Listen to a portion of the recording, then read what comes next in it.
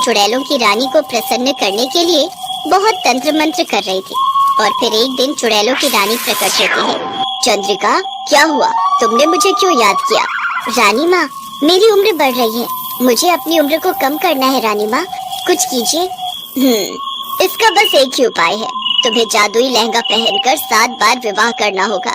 जैसे ही तुम पहला विवाह करके अपने पति को मार दोगी, उसकी सारी उम्र तुम्हें मिल जाएगी और 7 बार मारकर तुम हमेशा के लिए अमर हो जाओगी।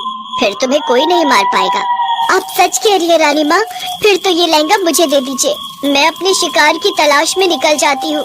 इस लहंगे को बहुत संभाल कर रखना चंद्रिका, क्योंकि तुम जानती हो ये लहंगा हमने कैसे पाया था। जैसे ही तुम्हारा कार्य पूरा हो जाए, हमें ये लहंगा वापस कर देना। मैं जानती हूँ रानी माँ, मैं इस लहंगे को बहुत संभाल कर रखूंगी और जैसे ही मेरा कार्य पूरा होगा, मैं इसे आपको लौटा दूंगी। मैं अपने शिकार के लिए जाती हूँ रानी माँ, आज्ञा दीजिए। चुड़ैलों की रानी से चंद्रिका लहंगा ले लेती है। उस लहंगे में ऐसा जादू था कि जिसे पहनते ही चंद्रिका चुड़ैल से एक सुंदर लड़की के रूप में आ जाती थी, जिसे देखकर कोई भी लड़का शादी के लिए मना ही नहीं कर सकता था। और ऐसा ही हुआ, चंद्रिका ने अपने शिकार फंसाने शुरू कर दिए। चंद्रिका जादुई लहंगे को पहनकर एक सड़क पर रोती हुई जाती है ताकि कोई लड़का उसकी आवाज को सुनकर रुक सके। और ऐसा ही हुआ। सड़क से आशीष नाम का एक लड़का अपनी कार से जा रहा था। चंद्रिका लहंगे में बिल्कुल एक दुल्हन की तरह लग रही थी। आशीष ने अपनी कार को रोका और उससे पूछा, क्या हुआ? आपको कोई परेशानी है? आपको देखकर लग रहा है आप किसी से बचकर भाग रही हैं। एक बदमाश जबरदस्ती मुझसे शादी करना चाहता था, उसने मेरे पिता को भी मार दिया, मुझे बचा लीजिए, मुझे उस बदमाश के साथ नहीं जाना। कोई बात नहीं, तुम घबराओ नहीं, मेरी गाड़ी में बैठ जाओ, मैं शहर की तरफ ही जा रहा हूँ, वहाँ तुम्हें कोई खतरा नहीं होगा। आशीष नाम का वो लड़का चंद्रिका के रूप पर मोहित हो जाता है। अब तक चंद्रिका उसे अपना नाम बता चुकी थी। वो उसे बार बार देखकर मुस्कुरा रही थी, मानो उसने आशीष को सम्मोहित कर दिया हो। चंद्रिका रोने का नाटक करती है। अब मैं कहाँ जाऊंगी? मेरा कोई नहीं है, मुझसे कौन शादी करेगा? अगर मेरी आज शादी नहीं हुई तो वो बदमाश मुझे उठाकर ले जाएगा। मुझे बहुत डर लग रहा है। डरो नहीं चंद्रिका, मैं तुमसे अभी शादी करूंगा। यहीं पास में एक मंदिर है, हम दोनों वहीं चलते हैं। नहीं नहीं, मंदिर में नहीं, कहीं वो मंदिर में भी ना पहुंच जाए। अगर तुम बुरा न मानो तो हम अभी इसी वक्त शादी कर सकते हैं। ये देखो, मेरे पास सिंदूर की डिब्बी है। चंद्रिका, तुम बहुत सुंदर हो, तुमसे तो कोई भी शादी कर सकता है। आशीष चंद्रिका की मांग में सिंदूर भर देता है। अब वो उसकी पत्नी बन चुकी थी, जैसा कि वो चाहती थी। कुछ घंटों बाद आशीष चंद्रिका को लेकर घर पहुंचता है। आशीष शहर में अकेला रहता था, उसके मम्मी पापा दूसरे शहर में रहते थे। आशीष अकेला था, इसलिए चंद्रिका को मौका मिल गया। जैसे ही आशीष उसके पास आता है, वो अपने असली रूप में आ जाती है। चंद्रिका को चुड़ैल के रूप में देखकर आशीष डर जाता है, पर तब तक बहुत देर हो चुकी थी। चंद्रिका आशीष की गर्दन में अपने पंजे घुसा देती है। आशीष मर जाता है और उसकी सारी उम्र चंद्रिका के अंदर आ जाती है और चंद्रिका जवान हो जाती है। अब मुझे दूसरे शिकार की तलाश करनी होगी। ऐसे ही मैं अपने साथों शिकार फंसाकर उन्हें मार दूंगी और शक्तिशाली चुड़ैल बनकर अमर हो जाऊंगी। चंद्रिका सोने के जादुई लहंगे को पहनकर अपने शिकार को मारती रही। धीरे धीरे उसने 5 शिकार मार दिए और अब वो अपने छठे शिकार की तलाश में थी। अब तक जितने भी लोग मारे गए हैं, उन्हें देखकर यही पता चलता है कि कोई ना कोई नई नवेली दुल्हन इन्हें मारती है, पर लूटपाट के लिए तो ये हत्या नहीं की गई। फिर आखिर दुल्हन को क्या चाहिए? किसी ने दुल्हन का ओलिया देखा था? कोई उसके परिवार के लोगों के साथ में था? इंस्पेक्टर साहब, मेरे बेटे को वो रात के अंधेरे में सुनसान सड़क पर मिली थी। बहुत परेशान थी वो और उसे आज ही शादी करनी थी। बस इतना ही पता है, उसने एक सोने का लहंगा पहन रखा था। मुझे शक भी हुआ कि एक मजबूर लड़की सोने का लहंगा कैसे पहन सकती है, पर फिर मेरे बेटे ने इस ओर ध्यान ही नहीं दिया। और सुबह जब मैं कमरे में गई तो देखा मेरे बेटे की लाश बिस्तर पर पड़ी है। उसकी गर्दन पर पंजों के निशान है। हो ना हो इंस्पेक्टर साहब, वो कोई औरत नहीं, कोई चुड़ैल है। सर, मुझे तो लगता है कि ये उसी दुल्हन का काम है जिसने पहले भी काफी जगह दूल्हों को शादी के बाद मारा है।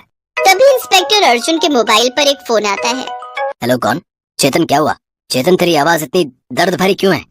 अर्जुन, मेरे दोस्त, मेरे साथ धोखा हुआ है। वो चुड़ैल सोने के लहंगे में, वो चुड़ैल उसने मेरे साथ धोखे से शादी की और मुझे मार। आ, आ, चेतन, चेतन, हेलो।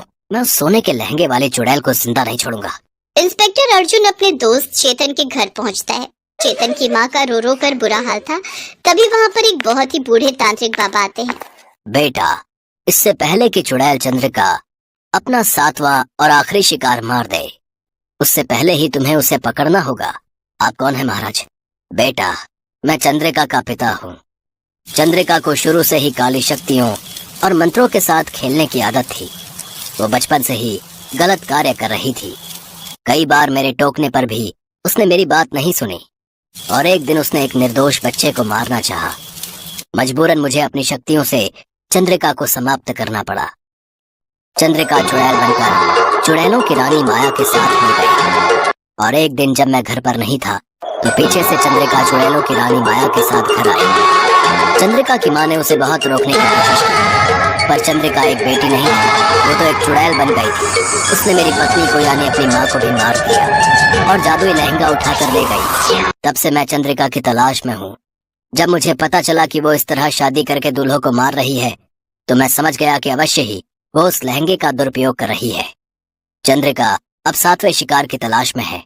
वो अमर हो जाएगी, उसकी शक्तियां बढ़ जाएंगी, फिर उसे मारना असंभव है। उसे रोक लो बेटा। पर मैं उसे कैसे रोक सकता हूँ? उसे रोकने के लिए तुम्हें जाल बिछाना होगा ताकि समय पर वहाँ पहुँचकर मैं मंत्रों की सहायता से चंद्रिका को खत्म कर दूं। अर्जुन चंद्रिका की तलाश में उसी सड़क पर जाता है जहाँ उसका दोस्त चेतन मारा गया था। रात हो चुकी थी। अर्जुन जानबूझकर अपनी गाड़ी धीरे चला रहा था ताकि चंद्रिका खुद उसके पास आ जाए। तभी अर्जुन देखता है कि लहंगे के अंदर सजी संवरी चंद्रिका घबराई हुई वहाँ आती है। अर्जुन का तीर निशाने पर लग चुका था। अरे कौन हो तुम और इतनी रात को यहाँ क्या कर रही हो? तुम तो कोई दुल्हन दिखाई देती हो। क्या कोई परेशानी है? मुझसे कहो। मेरे माता पिता को मारकर एक बदमाश मुझसे जबरन शादी करना चाहता है। मैं किसी तरह अपनी जान बचा कर आई हूँ। मुझे अपनी गाड़ी में थोड़ी सी जगह दे दो। वो बदमाश मेरा पीछा कर रहा है। अच्छा कोई बात नहीं, आओ जल्दी से मेरी गाड़ी में बैठ जाओ। अरे तुम अभी भी क्यों रो रही हो? मैं इसलिए रो रही हूँ कि अब मैं अपने गाँव से भागी हूँ। मेरी बहुत बदनामी हो गई। अब मुझसे कौन शादी करेगा? मैं कहाँ जाऊँगी? मैं कहाँ रहूँगी? चिंता मत करो, तुम बहुत सुंदर हो। तुम्हें तो बहुत लड़के मिल जाएंगे जो तुमसे शादी करना चाहेंगे। अगर तुम बुरा न मानो तो मैं तुमसे शादी अभी और इसी वक्त कर सकता हूँ। सच? क्या तुम मुझसे शादी करोगे? ये देखो मेरे पास सिंदूर की डिब्बी है। हमें किसी मंदिर में जाने की जरूरत नहीं है। तुम अभी के अभी मुझसे शादी कर सकते हो। मैं तभी तुम्हारे साथ तुम्हारे घर चलूंगी। बस इतनी सी बात। ये लो, हो गई हमारी शादी। अर्जुन चंद्रिका को लेकर घर आ जाता है।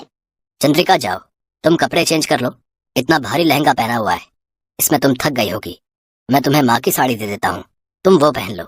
नहीं नहीं, मैं ये लहंगा नहीं उतार सकती। मैं इसमें तुम्हें सुंदर नहीं लग रही।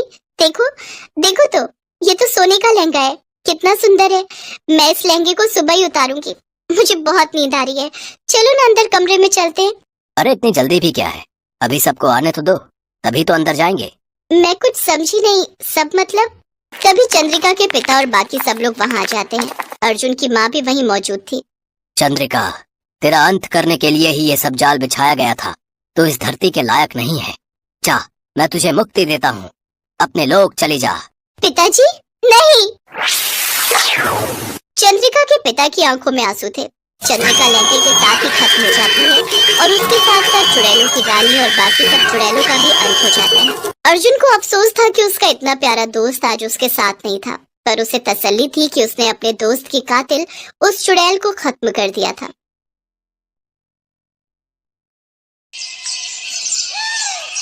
मीरा देखने में बहुत खास नहीं थी। रंग से सांवली और शरीर से भी भरी भरी, लेकिन फिर भी वो एक मशहूर मॉडल बनना चाहती थी। सुंदर सी ड्रेस पहनकर एक बड़े से स्टेज पर रैंप वॉक करना उसका बचपन का सपना था। इसलिए अपनी कॉलेज की पढ़ाई छोड़कर वो फैशन डिजाइनिंग का कोर्स करना चाहती थी। मीरा देख, मेरे मानने या ना मानने से कुछ नहीं होने वाला। तू क्या करेगी ये तो तेरे पापा ही तय करेंगे ना। हाँ मम्मी, तभी तो मैं आपको समझा रही हूँ ताकि आप पापा को समझा सको।